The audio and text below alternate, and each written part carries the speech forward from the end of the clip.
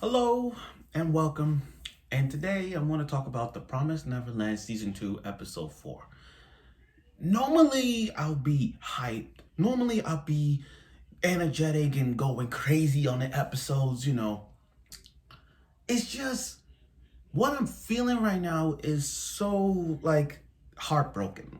I feel so heartbroken in this episode. I feel disappointed. I feel sad inside. Like the first three episodes of The Promised Neverland Season 2 gave us so many wonderful things. So many good things. But then this episode kind of like dropped the ball. Like most disappointing thing ever. And the thing was after watching that episode last night and then saw it on Twitter, I was blown by the reactions, and I don't blame you guys. I don't blame you. This was an absolutely freaking failure. This episode hurt my heart so much. This episode hurt me so much that I had to look outside the window and say this. Stood outside the window for like 3 minutes in the cold saying this. Why? Why take something so good and not follow the arcs? Like, I understand that anime budget issues. I understand that anime tends to rush things. And I understand that, like, in the whole, like, this is the promised Neverland manga, but then the anime makes it a big hole out of it, and they just don't take all of it and they don't put it into the anime. That's my thing. It's just disappointing. And now, I don't know, like, why? I don't get it. Why?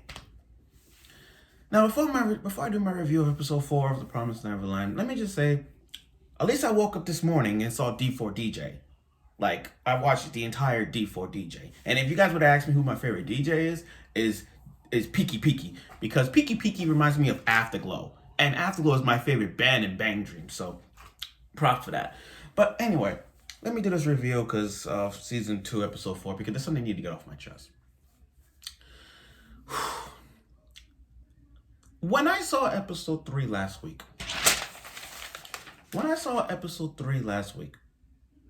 it was so, like, ended with a cliffhanger with William. My name is William. Okay, I get that. But then, looking back on the manga, and I read the manga, they took everything off. This was a big change. I'm gonna say this.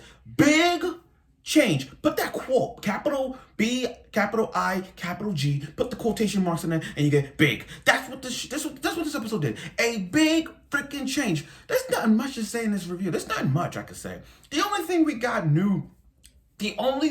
got to see was Emma and the others training. And Dawn is monitoring. That's it. There is nothing much to say about this episode. Nothing big. The only big thing we got to see was when Emma picked up the phone and his name is now William, is aka James, and James Ratri. And for those who don't know James is related to this is clan. The Ratri clan is a human clan that signs a treaty between humans and demons. Oh, and by the way, like I said, I hate to put this out here, but I am gonna bring talks about from the manga because there's some things they left out about this. But so their clan is a human clan that separates, like I said, the humans and demons from each other, that are overseers to keep the promise intact. And now, in short, here's what I mean by in short. In short, they aim to kill children who escape from the farm fields and the Goldy Pond, and state that as a promise. So if a kid was to escape from the fields or escape from the Goldy Pond, they get killed. Now, other than that, there's people who besides James, his clan is like consists of 5 people, like the airness. It's James, Peter, Mike, Julius, and Andrew. You won't see them yet if they get it, but again, let me go back to episode 4 for a bit. I like to say This was a big disappointment and a big change. There is nothing going on. I feel like this plot right now has just turned everything upside down. Everything. And I'm disappointing in this. I'm like, seriously? Seriously? We're not going to see Mister? We're not going to see the guy that was hiding in the bunker the entire time? Now, here's the thing, like I said before. I said that, in some animes, they add a few tweaks from the manga, and then they put it into it. I can understand that. I can understand they add a few tweaks to it. But if you're not going to add the person that was supposed to be in the bunker for that long, you could have just done that. But you didn't. You didn't. You just didn't give a fuck. You know what I mean? Like, you guys didn't care. I understand anime. I understand it's 11 episodes. They're trying to rush it, and I get it. But come on, guys. Come on. So what does that tell me? Like, are we just gonna skip arcs right now? Are we just gonna skip arcs? We're just not gonna forget William? I'm sorry, we're not gonna forget Mister? The one I always call Emma Antenna Girl, because she got the antenna on her head? Like, come on. Where this path leads to? Like, and the thing about this episode was that it's so boring that the only thing we got to see was just kids having a good time.